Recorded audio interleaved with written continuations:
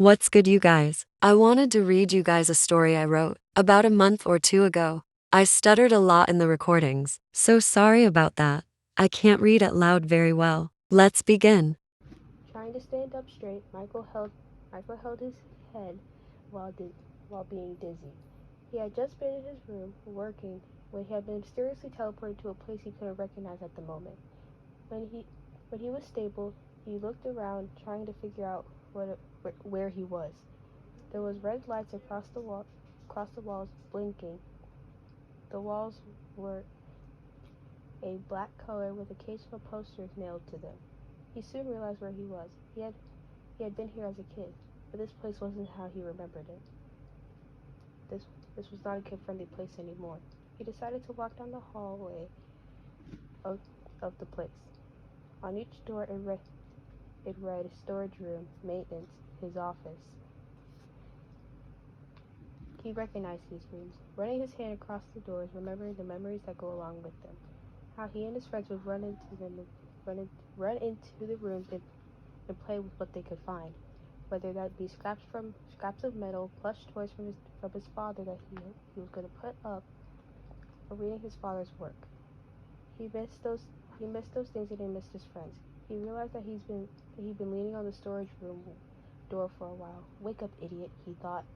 He got off He got off at the door and continued down the hallway. The hallway was a lot longer than he had remembered. Michael looked around at the ceiling lights. They got brighter as he walked.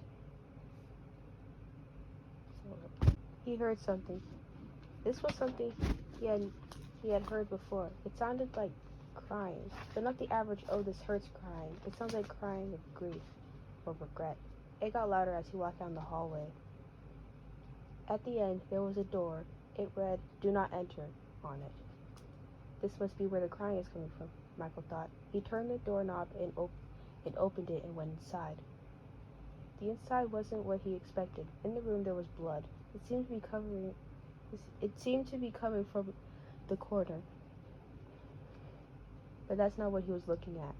In the middle of the room there was a man. Michael recognized this man. It was his father. But his father was dead, Michael thought. Michael walked closer to him. "Father," he said, "why are you crying?" His father didn't respond, only cried. Michael stood behind him and placed his hand on his shoulder. Still, no reaction. Michael looked over his shoulder, and he seemed to be holding a kid, with black hair, yellow shirt, and blue jean overalls, and blue glasses that seemed to be tilted. The kid looked like he had been stabbed, with a giant stab wound in his torso. Michael took a step back, trying to register what he had just saw. I'm so sorry, Cassidy," his father yelled, choking on his words. Michael started to think, why is he apologizing? What even happened? As he thought, he remembered what his father was like before his death. A year before his death, he was a soulless man, a man who had lost his kids due to his accidental neglect, a man who grieved his children's death until he snapped and ran away. This must be where he went, Michael thought. Then what happened? Michael began to study his father. His buttoned-up white t-shirt was covered in thick red blood. His pale hands were covered in it too. To his right lay the knife coated in the red blood. It suddenly hit Michael. No, he thought. He was in denial about it. He walked backwards until he tripped and fell down. No, it can't be. His thoughts were scattered. The man who had raised him, gave him love and attention, a murderer? He began to cry. He couldn't believe it at all. Michael got up and went towards his father. Michael knelt down and placed his hand on his father's shoulder again. His father still didn't react. His grieving tears filled the quiet room. That's it. That's all I had. I'm so sorry if this was bad. I may take this down later.